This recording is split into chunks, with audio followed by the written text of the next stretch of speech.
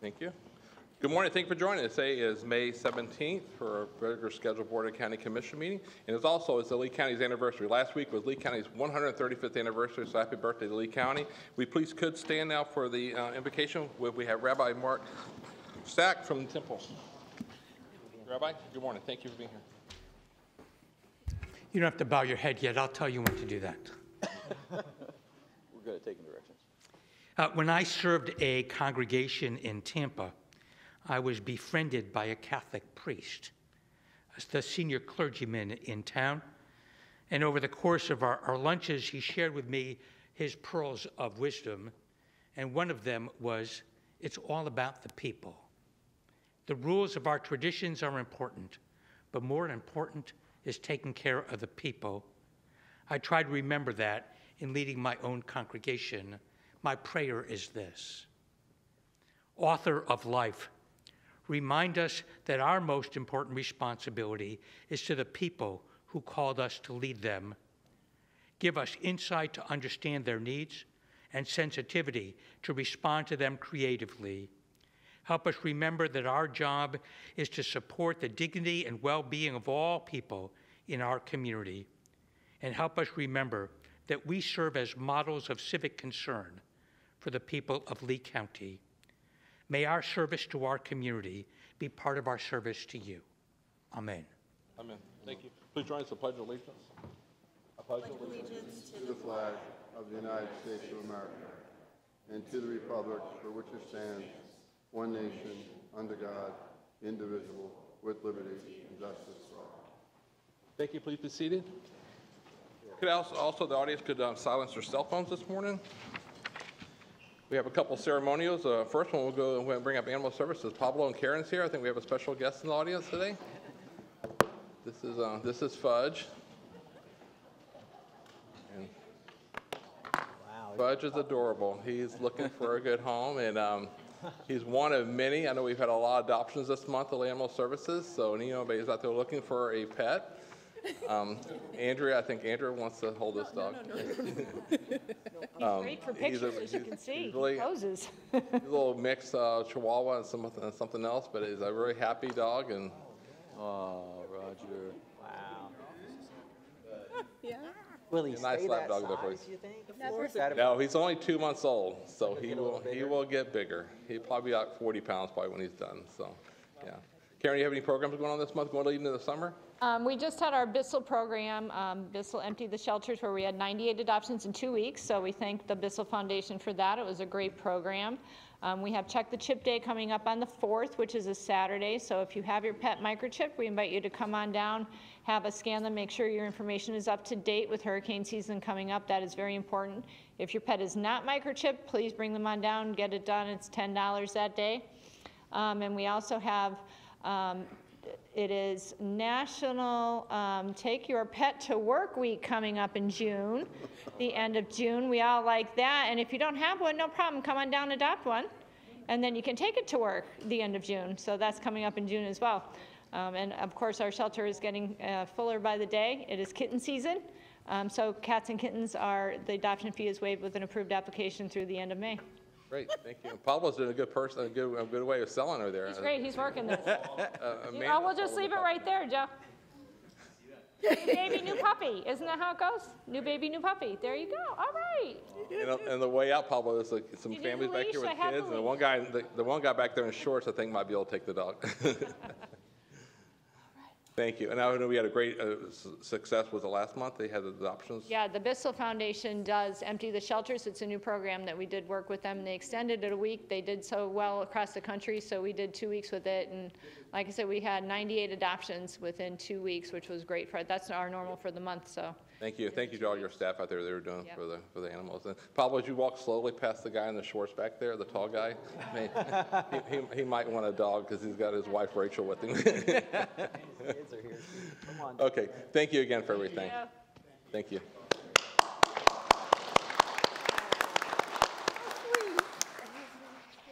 And we have the next ceremony. Commissioner Wayne has it. I do. It's my privilege to do Odyssey of the Minds resolution. If Rachel Bush and all the parents and students that participated, if you come on up, please.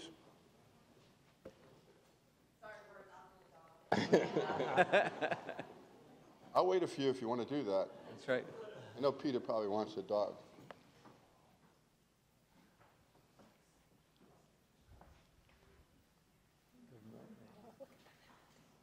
So I'll read the proclamation, we'll take a photo, and then you can say a few words if you'd like. Okay.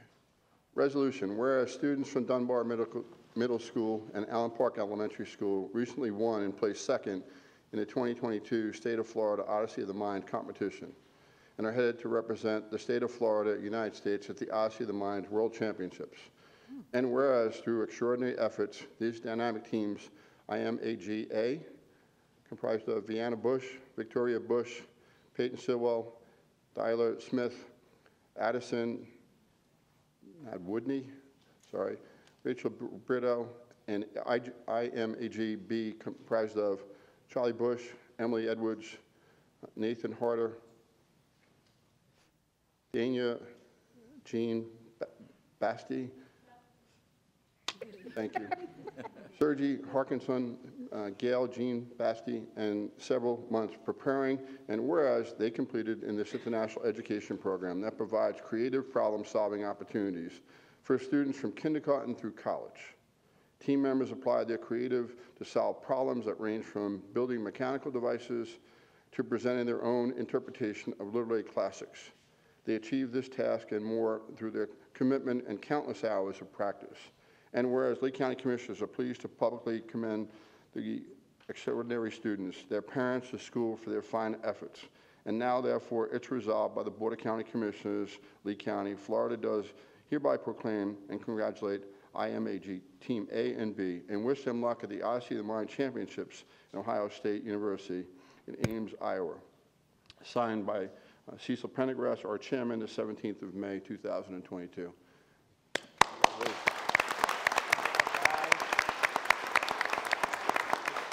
Come up for a photo. Come up here, if you could. Come on up here. I bet you if you ask somebody, you'd probably put this on the news. Can you get it in the news?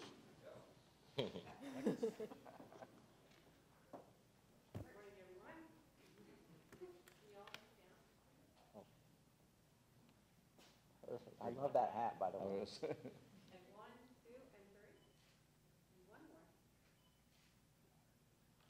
That one's going on the news. Congratulations, all. Want to say a few words? More than welcome to. I was the coach for both teams, and we're so proud of how they did.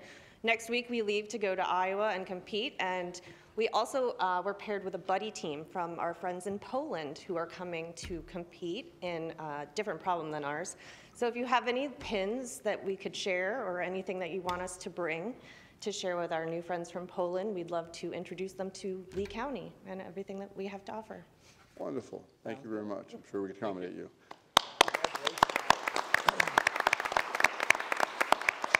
We have to take them to school, sorry. Thank you again. If I could have, the next ceremony is with the REMS, our home team. So if I could have all the EMS personnel here, I know Ben's here with all the staff, and we got the staff, all the employees. You can come down front here. Just kind of line up here to Ben's right, but stay in the corridor. We won't worry about the blocking the evacuation route here. We're good. We got help. They're EMS, not fire, so they're cool with it.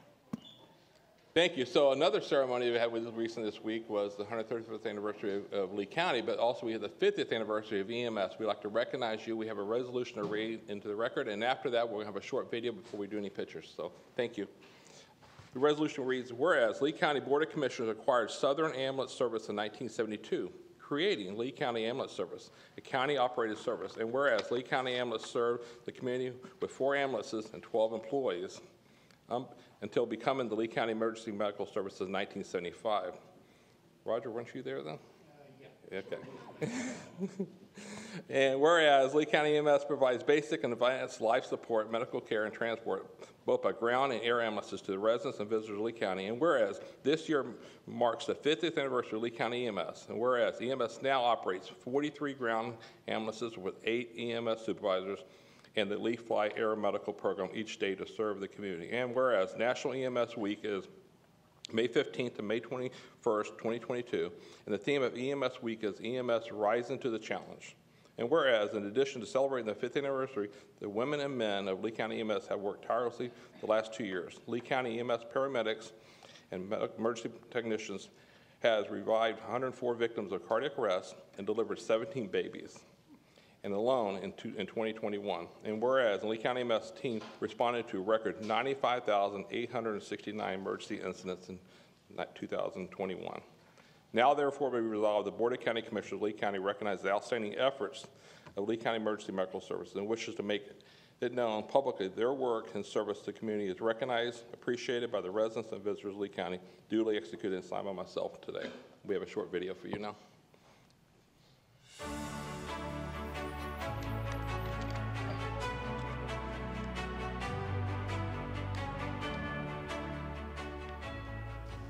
I had many encounters with Lee County EMS over my 25-year-plus career in law enforcement. I work daily, side by side with men and women of Lee County EMS. I want to say thank you for your years of service to what you did to help us in Lee County.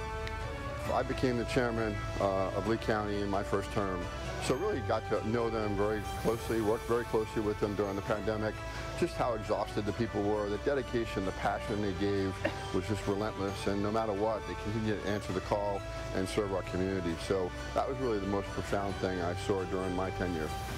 Well, being one of the relatively new now commissioners, it was a matter of learning. And so what I did was I wanted to understand the protocols. I wanted to understand how the system works. So I would go out and sit with some of our first responders as calls came in, and I would listen to how they addressed the need, the protocols that they did in answering, and developing response.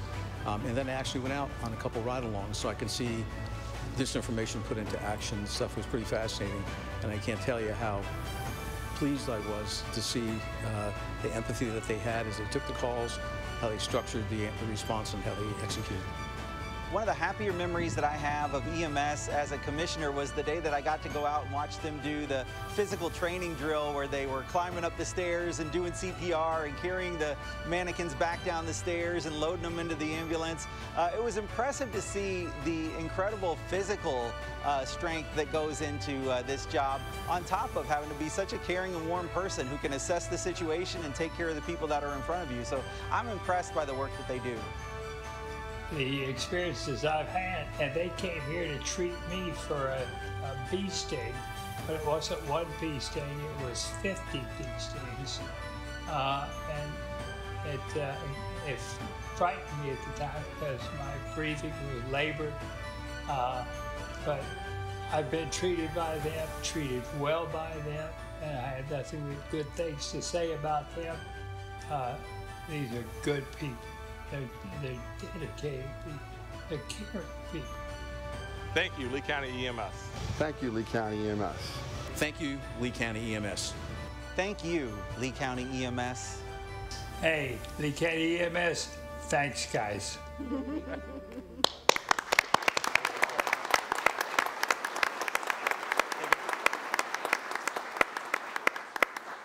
anniversary.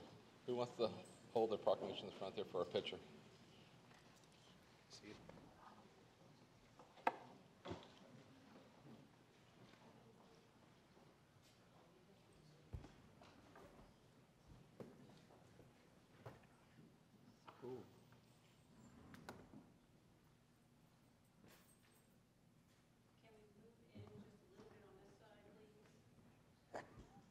To be in this photo. All right. Everybody ready? 1, 2, and 3. And one more. Good. Good. Thank you. We'd like to address, Ben, are you going to be speaking? Thank you, everybody, for being here. Thank you very much. Appreciate it. No problem. Thank you for your hard work.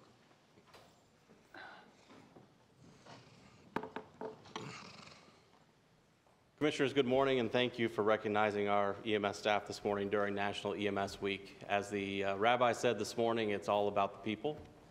And certainly the men and women that are here today, all of their colleagues out in the field, they work tirelessly each day to take care of our residents and visitors, providing the highest quality pre-hospital care. They take pride in their craft, and with the kindness in their hearts, they care for our patients during life-challenging emergencies. Most importantly, they embody the theme of this year's EMS Week, which is Rising to the Challenge. They do it with their patient care, with rising EMS volumes. They've done it through personal protective equipment during the last 2 years, and with all of the personal challenges that we've all felt during these last 2 years of COVID-19. But most importantly, they look after each other, just as they look after their patients, and that makes our organization stronger than ever.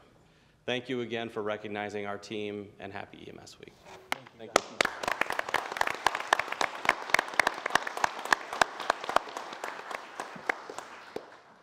Other good things. Thank you, Ben. Thank you to all your staff for being here. Thank you for everything you do every day in our community.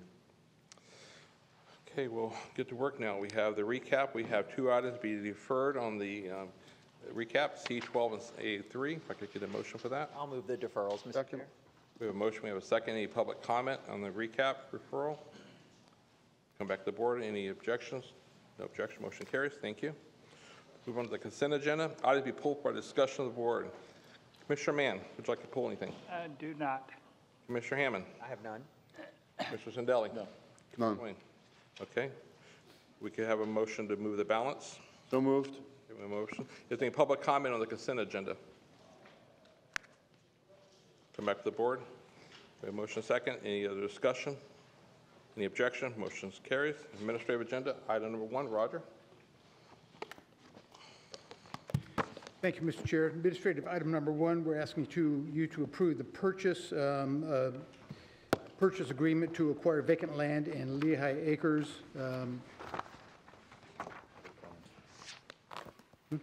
Yeah, Mr. Clemens, will you please make the presentation? Good morning, Commissioners. Robert Clemens, County Lands. This is an opportunity parcel in Lehigh Acres. It's north of the county complex that we recently acquired at the corner of Milwaukee and Homestead Road. This subject is due north of that. It has potable water, public potable water and sewer available.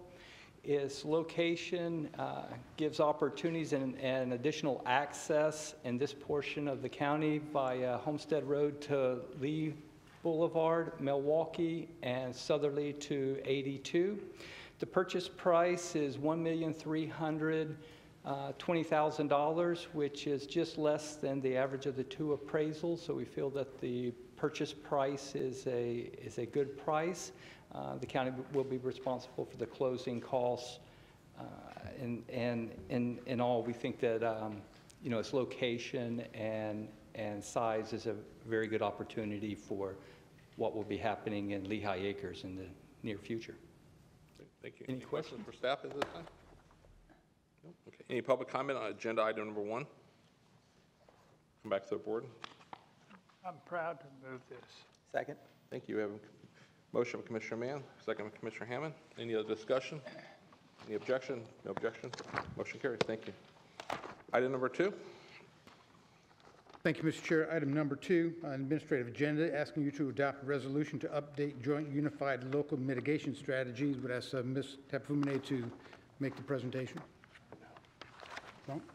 No? I'm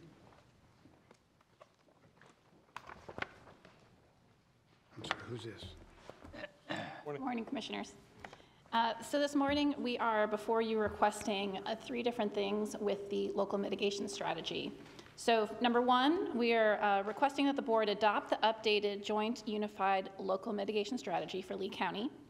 Number 2, to rescind resolution number 17514, which establishes the 2017 edition of the joint unified local mitigation strategy. And number 3, to authorize the chair to execute the resolution updating the joint mitigation strategy on behalf of the board. I have some information to share, if that's okay, if you guys would like to hear that. The plan establishes mitigation priorities, goals, and objectives over the next 5-year period. So the board had adopted a 2017 strategy, which is set to expire next month in June 2022. If approved today, the LMS will be in effect for 5 years until 2027. This local mitigation strategy approval complies with state and federal requirements and ensures eligibility for federal post-disaster mitigation funding. So it would make us eligible to apply for those mitigation funding following a disaster. In March, the state's Division of Emergency Management approved the joint local mitigation strategy and confirmed that Lee County is in compliance with federal standards. So the next step in this process is to have formal community adoption by both the Lee County BOCC and all of our municipalities. County Attorney. Thank you, Mr. Chairman. This is a public hearing, and we have provided notice and proof of publication to your clerk. So if you would conduct this as a public hearing, and then we can go back and pick up admin item number 2, please. Okay, so we'll go back to item 2. After conclusion of this public hearing. Okay. Thank you, sir. So this is public hearing number 1. Any public comment on this item? Being none, we'll come back to the board for discussion. Any questions for this is public hearing number 1.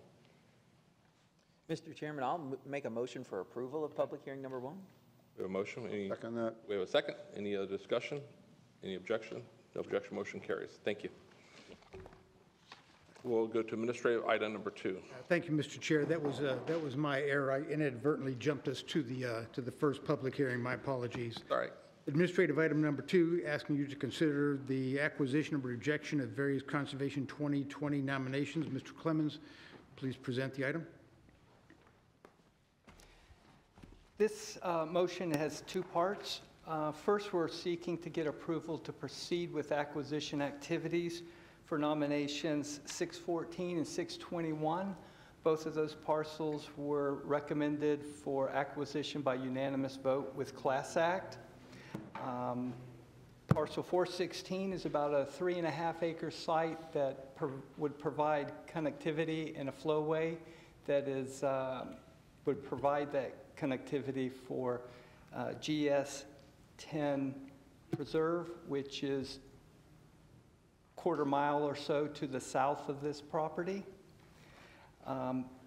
Parcel 621 is a parcel that is on Pine Island. It's about a 2-acre tract of land.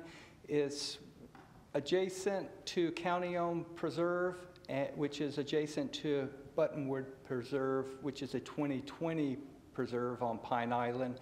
And this parcel is fronting on the south side of Pine Island Road toward the entrance of Pine Island as you're approaching Stringfellow.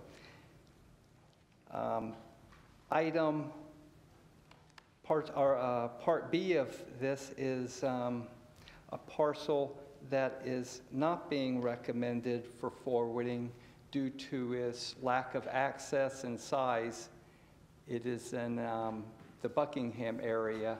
Even though it's on the Orange River, there's really no physical access to it for management purposes. So staff is recommending not to forward the parcel 620. Okay. Any questions for staff? I had a question, Mr. Chairman, if it's okay. The question I wanted to ask, and it might be for our natural resources staff, is so how does the water get from the parcel 614 back to the Greenbrier Preserve that we own? Morning, Commissioners. Roland Ottolini, Natural Resources. So the parcel to the south in the green there is, the bottom of the page is GS10. And so there will be culverts that will take water from GS10 project. And see all those other nominations there? They're actually natural sloughs. Water can move through that. And then there'll also be culverts under that next road, the Greenbrier Boulevard, culverts under that, and as well to the north through that parcel. And then Greenbrier Swamp is to the upper left-hand corner. So that's the natural corridor that the water will take once it's exit GS10. So it's advantageous to have ownership. If we can't get some of those other nominations, there's natural features there that they're not going to be able to build on. In some cases, we'll still move that water through there. Okay.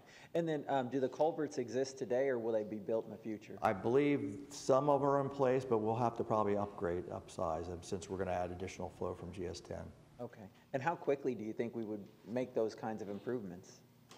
I suspect you wouldn't really need to do that until the GS10 project's in place, because you're going to have that outfall secured before you start adding more water. So, you know, it's depending on the full design, the permitting and project, it could be several years before that's complete. Okay, thanks so much. Right. Any other questions before we call public comment? Any public comment on item number 2? We'll come back to the board. I'll move the item. I'll second it. Does the motion include all 3 parcels? Or Yes, not? all 3. Oh, okay. We have a motion, we have a second. Any other discussion? Any objection? Motion carries. Thank you. Item number 3. Agreement with. Item number 3 has been deferred, Commissioner.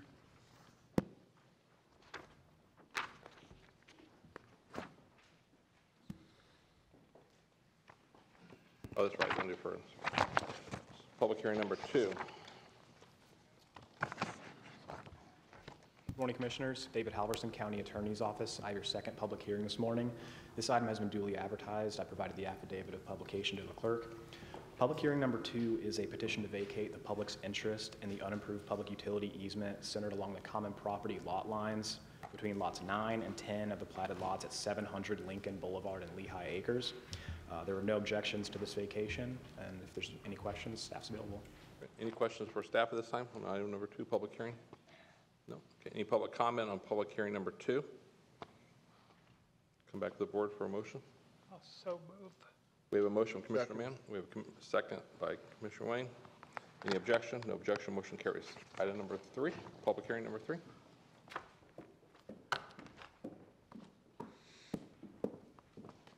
Morning. Good morning. Amanda Swindle with the Lee County Attorney's Office. I have your 3rd and 4th public hearings this morning. Public hearing number 3 is the only required public hearing to adopt amendments to the Land Development Code generally related to the function of the hearing examiner's office. If you recall, this board directed DCD staff to take this package of amendments through the committee review process, and all 3 committees have reviewed the package and have recommended approval. Some of the topics under this amendment package include delegation of final decision-making authority for conventional rezonings and certain amendments to plan developments to the hearing examiner. It also includes the ability for the hearing examiner to attend the zoning hearings and speak on items at the request of the board. And it also clarifies the ability of the board to consult with county staff prior to zoning issues, particularly for informational and procedural purposes. The hearing has been advertised, and staff is available for any questions. Right. Any questions for the county attorney this time? Commissioner Hammond? Yeah, thanks, Mr. Chairman. How quickly would this take effect if it's approved today? As soon as we send it off to the state and they let us know that they don't have any negative comments, it would take effect. Okay, and then the other question I had is, so I understand it'll give us, if it's approved today, the ability to have the hearing examiner at zoning hearings. What does that process look like? Do we have to actually request for her to come, and how do we make that request, all of that? So we haven't really spelled out what the procedure would be like. We are looking at the administrative code section related to the hearing examiner. That's actually it's a very old code section that could use a pretty comprehensive update, especially considering the changes that we're making here today. But generally, we would imagine that would be done by request, that you would request the hearing examiner who drafted the report to attend the zoning hearing prior to the hearing. Thanks, Mr. Chair. Any other questions or comments? Okay, we'll go public comment. We have one public comment card on this item. Steve Brocken, representing Women for a Better League.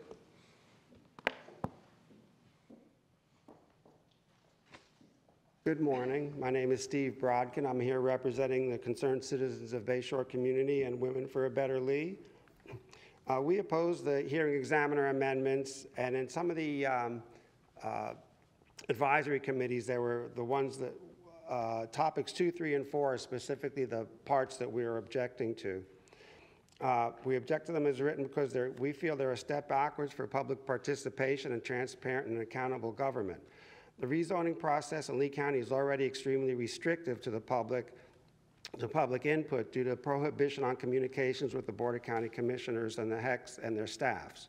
Unlike Lee County and almost all other counties in the state, and within all of the cities in Lee County, the public can communicate with elected officials at any time during the rezoning process.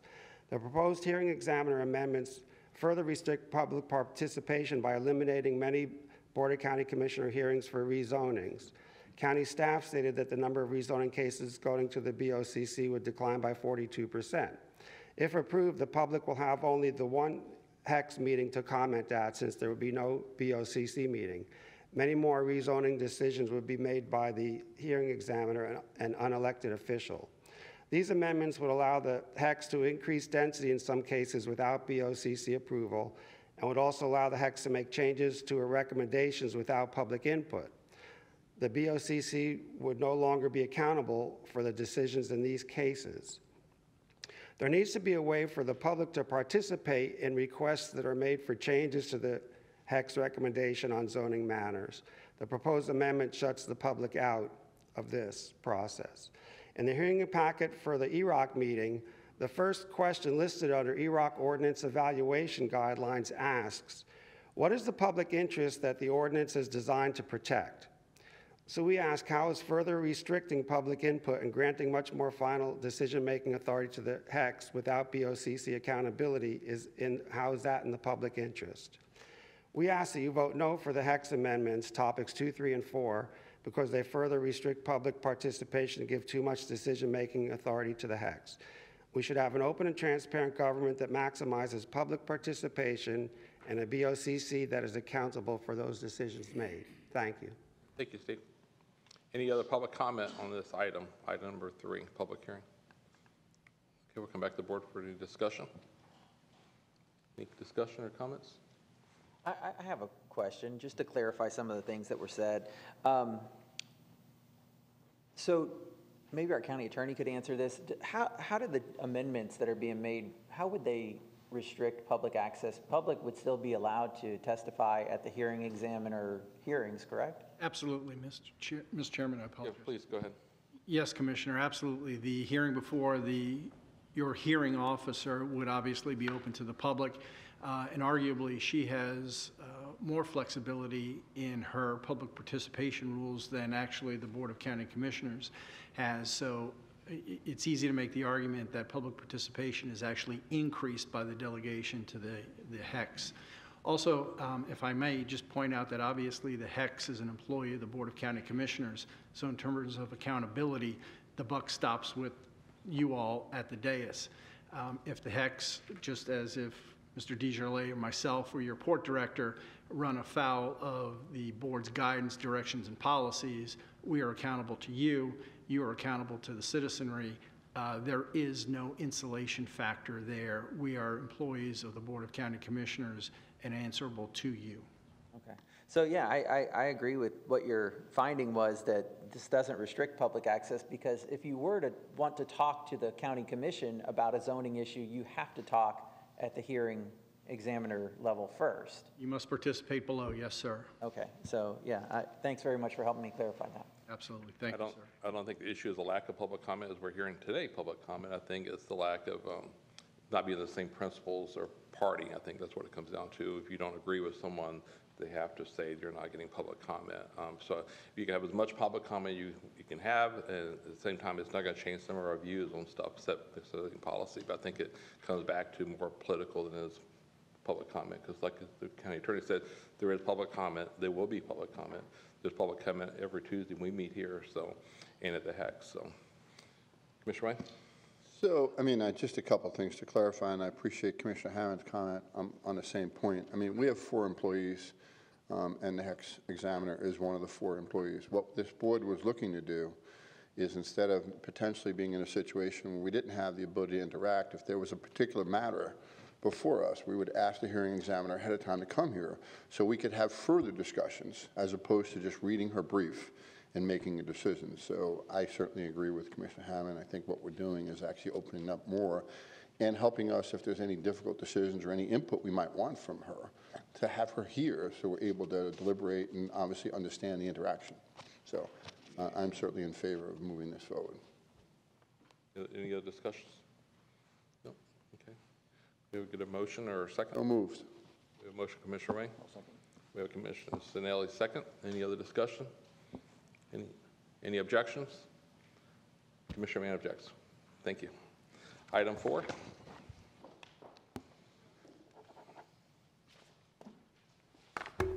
All right, Amanda Swindle again for the record. I have your fourth and final public hearing this morning. This is the second hearing to adopt amendments to the Land Development Code, Chapter 33 and 34, on the topics of single-family design standards, casitas, certain uses within recreational vehicle plan developments, and the introduction of the use of a hybrid warehouse as a recreational hobby space. This hearing has been advertised. And if you recall at your previous hearing, there was some discussion regarding one item, the square footage limitation on casitas. As drafted now, there is still that 900 square foot limitation, but if the direction from this board is to remove that limitation or change it in any way, we can definitely do so. And DCD staff is here if you have any questions regarding that particular item. Great, thank you. We'll come back to the board for any questions or comments, the county attorney? Any public comment? Okay. Any public comment on this item? Good morning, Alexis. Good morning, Alexis Crespo. I can provide a comment card before I leave. We were here at the last meeting. I'm here with Dwayne Truitt and Jim Hamilton, who are the developers of Laguna Caribe at Cypress Woods. We were here respectfully requesting removal of the square footage limitation to allow for the market to decide what's appropriate in terms of these casita sizes, with the understanding you have setbacks, maximum lot coverage, and other controls within the plan development zoning approval to limit size, scope, and scale of these structures, and also fire department review, of course, to make sure they're safe. We do have a brief slideshow if you'd like Mr. Truitt to address you.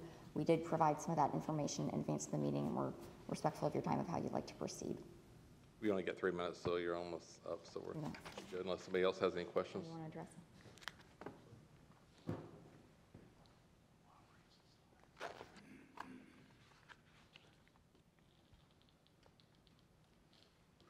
Good morning. Good morning, Commissioners. My name is Dwayne Truitt with L26 Development. We are the developers for the Laguna Caribe project, and we just want to express again our support of the EROC language that was presented to this commission last month, among other options, and that EROC language does strike the size limit. That's all. Great, thank you. Any other public comment on item number 4? Come back to the board for a motion. I have a question, Mr. Chairman, if I may. So if we move approval of the staff recommendation this morning, what happens to the maximum sizes on the casitas? County Attorney? Mr. Chairman, board members, if it's the board's inclination to remove that standard, you would be required to call that out in your motion. So a motion along the lines of to approve as submitted with the exception of section 34-1179, lowercase e, paren 2A. Okay. I'll make the motion as just outlined by our county attorney, which in effect just removes that minimum or maximum size on the casitas. I will second that. We have a motion, we have a second. Any other discussion? Any objection? Motion carries. Thank you.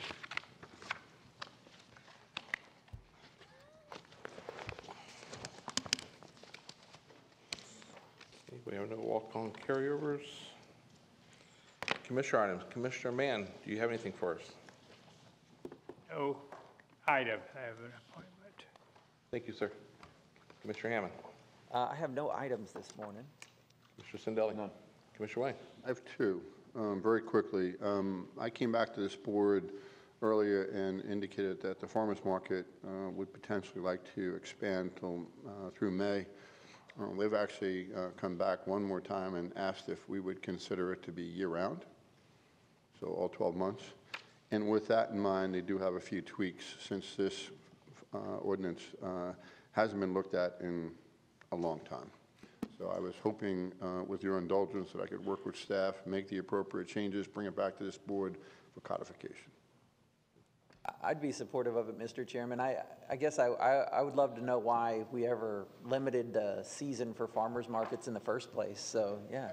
Knowing, so there's a couple of operators, but one that actually runs 8 or 9 of them and indicated there wasn't as much of a demand. They've kind of gone through some of the municipalities, like on Sanibel is one of them. It started in October, ended in March, then it ended in April, now it ended in May. And at the end of May, they're still seeing a lot of people here. And I think as we have found more people to be here year-round, there's obviously a desire to go get fresh produce and things of that nature. It's local, it's the economy, it's spreading it out. And they're a business model, so they run it. I don't want to prohibit the free market from doing what they need to do. But with that in mind, we haven't looked at this ordinance in a long time. So I just wanted to work with staff, make some potential changes, bring it back to the board for codification, if that was okay. In the form of motion? That would be, my motion would be to have the farmer's market go 12 months out of the year, to work with the existing ordinance, to make potential changes, work with staff with your indulgence, and then bring it back to this board for adoption. Is the motion? I'll second that. We have a second. Any other discussion? Any public comment on that motion? Come back to the board. Any objections? No objection. Motion carries. Thank you. I appreciate that. My second item, along the same lines, Captiva has reached out, sat down with Roger and Richard and myself, and then yesterday I worked with Dave Loveland for some modifications to the ordinances they have here relative to parking, noise, some specific items to Captiva. Again, I make a motion to allow me the opportunity to potentially look at the potential changes of these ordinances as it pertains to Captiva, as they haven't been looked at in a long time as well. Bring it back to this board for codification and or any amendments. A motion to work with staff reviewing the noise ordinance on Captiva. Okay. We have a motion? Yeah, I'll second that motion. We have a second? I mean, because we'll get to see it before anything gets finalized, so yeah. You know, just trying to do that. Obviously, each part of my community is kind of unique, and we're just trying to obviously look at some of these things that were envisioned 20 years ago that have changed today. Any public comment on that item? Come back to the board. Any discussion? Any objection? No objection. Motion. Thank you for your support. Thank you. Committee appointments. Commissioner Mann. I have. Got some volunteers there first? Sorry. Got some volunteers first? I got 3. William Whitechulis, reappointment.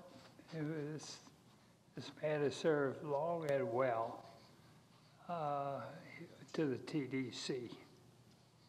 I've got also a new appointment, John Prescott, to the Daughtry Creek Street Lighting District, and another reappointment for a well-serving Grant Gertman on the Riverdale Shores Improvement. Thank you. Second. We have a second. Any public comment on that? Any objection? No objection. Motion carries. Commissioner Hammond. Thank you, Mr. Chairman. I have one new appointment, and this is Thomas J. Evans to the Disaster Advisory Council. Second that. Any public comment? Come back. Any objection? No objection. Motion carries. I have 2. I'm going to need a motion in a second. I have a reappointment of David Sicily of Tanglewood Improvement and new appointment of Michael Thompson, Disaster Advisory Council. So moved. Second. We have a motion. We have a second. Any public comment? Any objection? No objection. Commissioner Sandelli. Mr. Chairman, I have one reappointment, Betsy Hyatt, to the Eagle Technical Committee. We have a second. Okay. Any public comment? Any objection? No objection. Motion carries. Thank you. Commissioner Wayne. Thank you, Mr. Chairman. I have 4 new appointments. The first one is Cassandra Botner. She's to the Flamingo Bay Street Lighting Unit. The second one is Robert Murdoch to the Disaster Advisory Council. The third is Robert Levine to the Gasparilla Inn Municipal Service Benefit Unit. The fourth is Barbara Whitwire to the Boca Grande Historic Preservation Board. I'll second that. Thank you. Public comment? Any objection? No objection. Motion carries. Thank you. We want any updates to the county manager? Anything coming up in the next couple weeks? We're good? Thank you, Mr. Chair. No items today. Thank you. County Attorney, any items? Nothing further, Mr. Chairman. Thank you. Thank you. We'll move on to public presentation of matter of concerned citizens. We have a few cards here. We have Joe and Teresa Butler here. Who would like to go first? Joe? Joe and Teresa Butler, public comment. Teresa wants to go first. We have some handouts here that the Butlers have brought us to. Could I have a moment before my traffic lights start here just to introduce myself to Commissioner Ruane, who's my district commissioner. He doesn't know us, and most of you commissioners do. We've been working with the county off and on over a period of 14 years. We worked on 2 capital improvements with them, worth over $3 million, and some of the information that's in there is all in reference to what we're going to discuss or what I'm going to present to you today, if that's okay. And the first email is just something I wrote when I was not happy on March 3rd, 2020. But it's been edited. If you have 3 minutes, thank you. Okay, can I start now? Yes.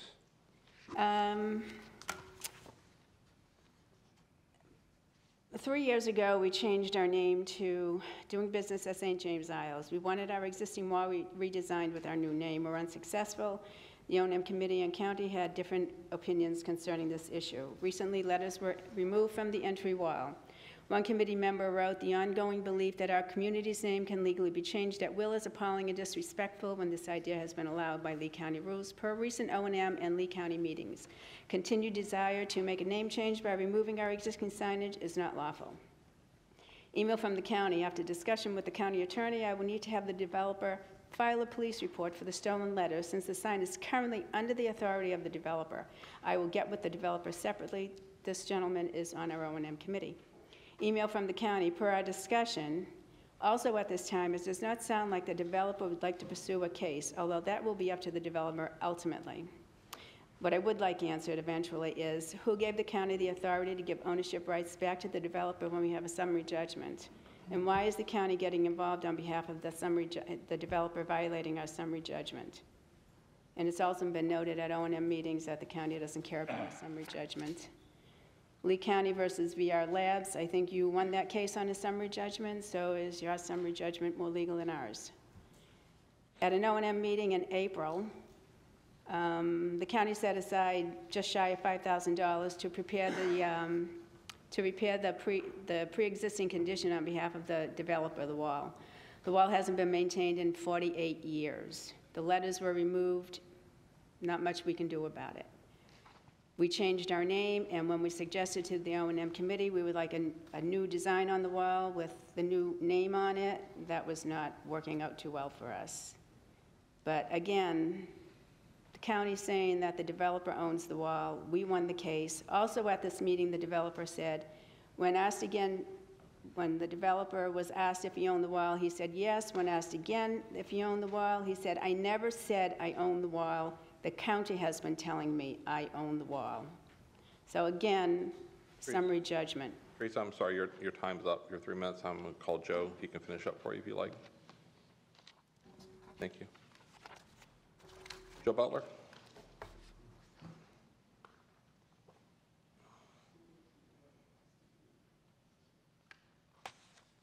Good morning. My name is Joe Butler. How are you? Let's get into the signage. We've spent another considerable amount of money, and I've hired an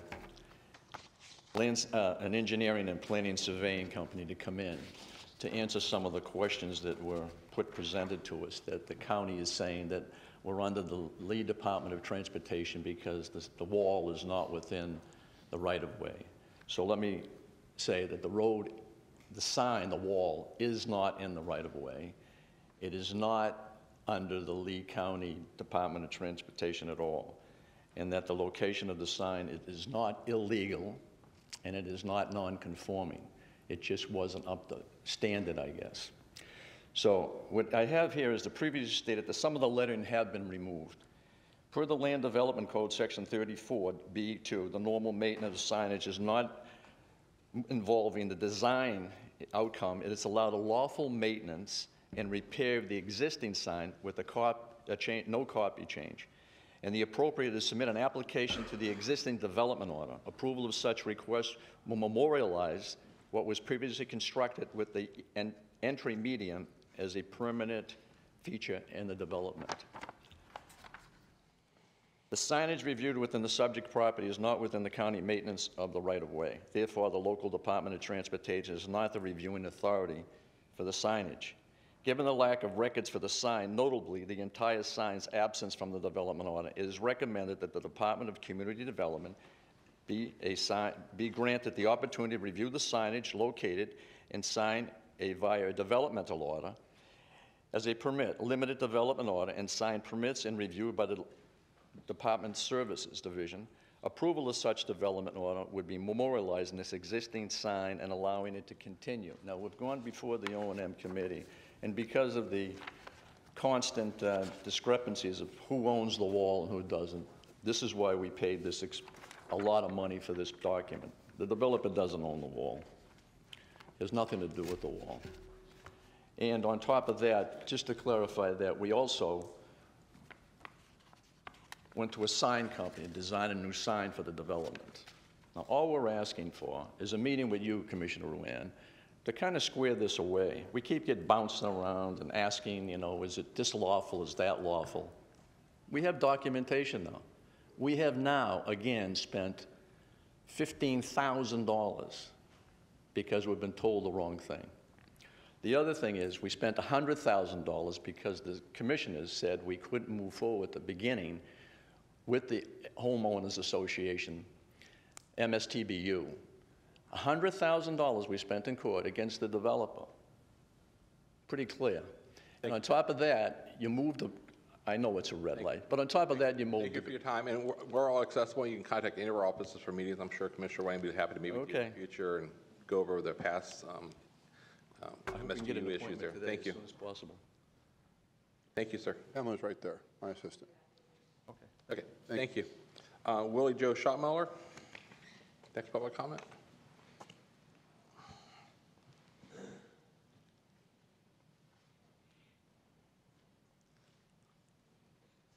3 minutes, Willie Joe. If you could do not touch the microphone. You don't have to move it.